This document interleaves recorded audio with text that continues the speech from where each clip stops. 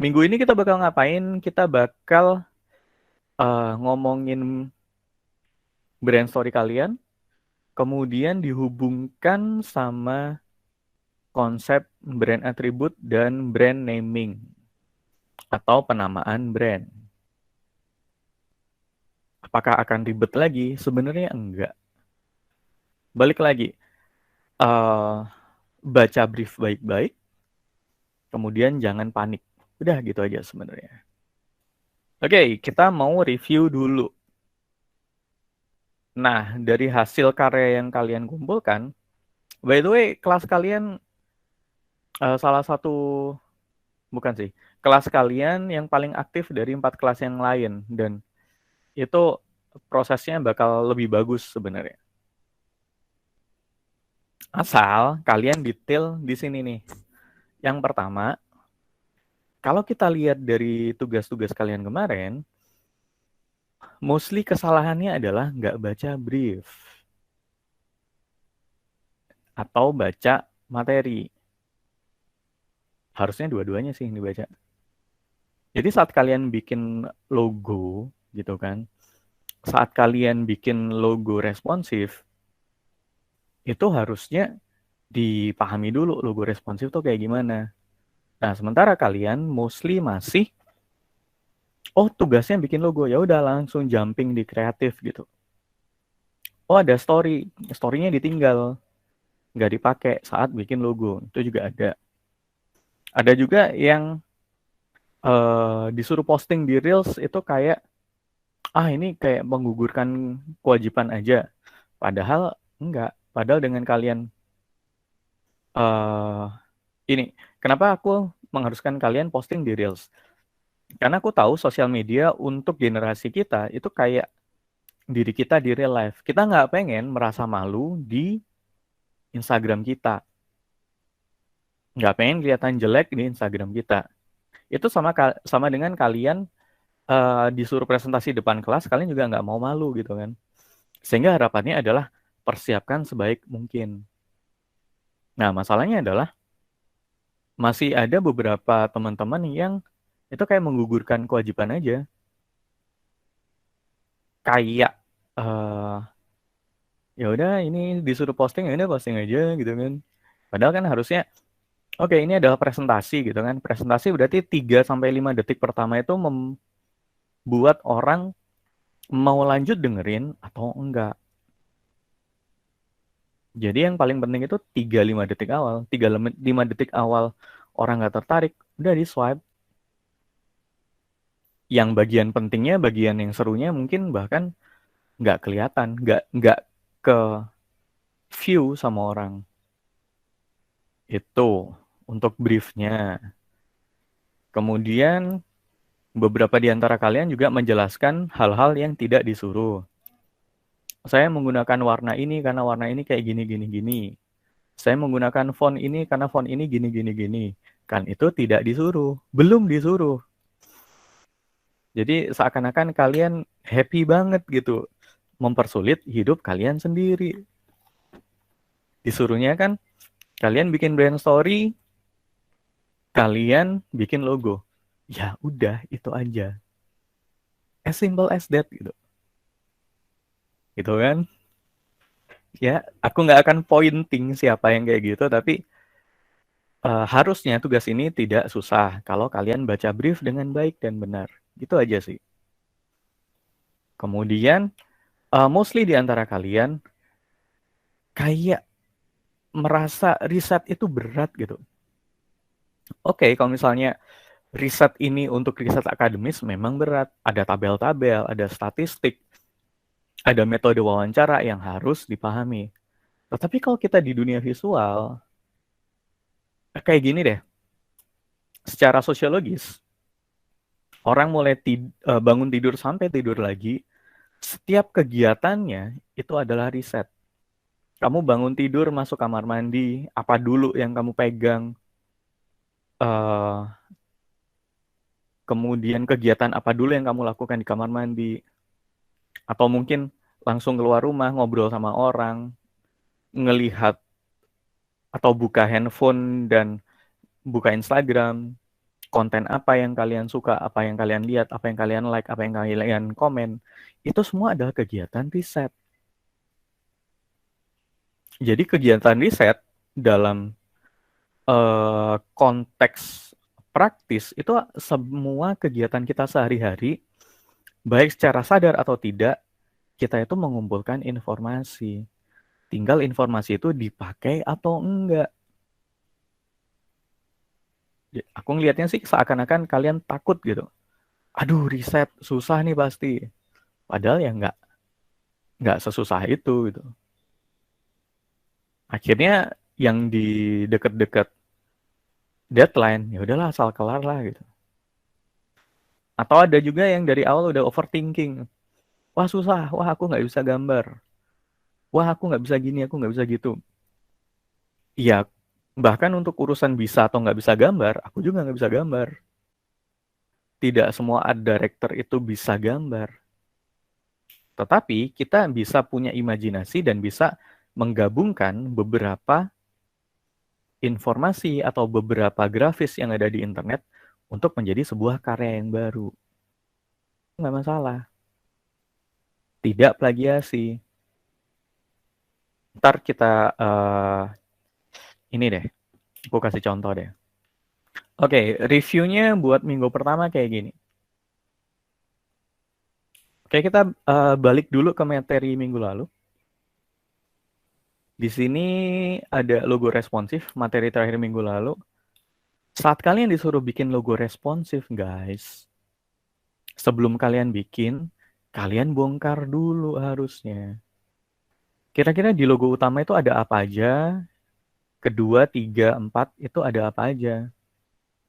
Oke, studi kasus deh. Ada Coca-Cola di sini.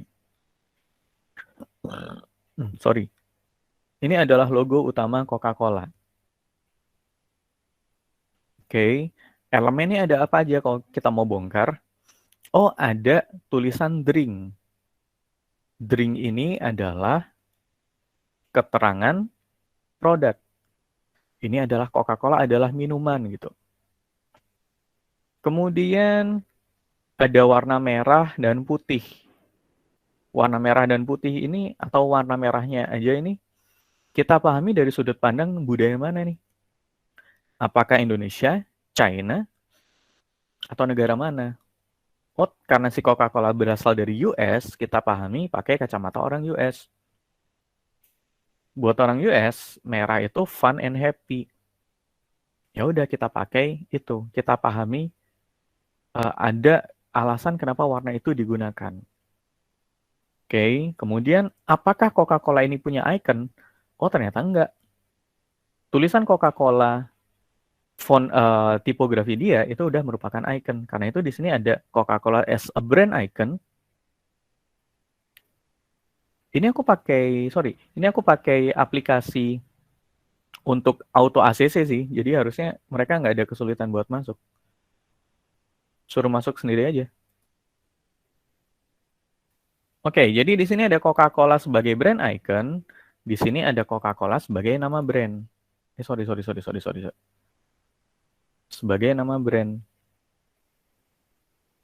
Jadi meskipun sama-sama tulisan Coca-Cola, tetapi mereka berbeda.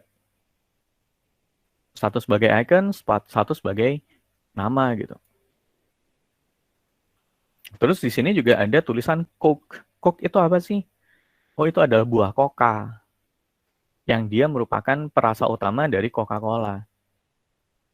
Kalau ini adalah logo utamanya, jadi saat dia direduksi sedikit demi sedikit, kita bakal tahu apa yang harus direduksi. Nggak bingung lagi gitu. Atau kita geser dulu ke sini. Ada Kodak. Ini kelewatan.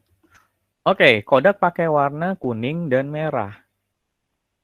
Oh, dia pengen menyampaikan ini happiness, love, and passion.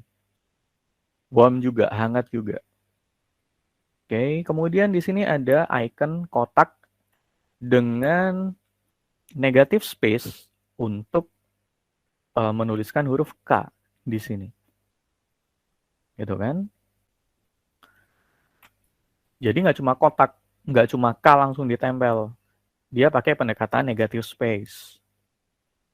Kemudian ada Kodak. Kodak ini nama brandnya. Dan ada tulisan film. Ini adalah keterangan produk.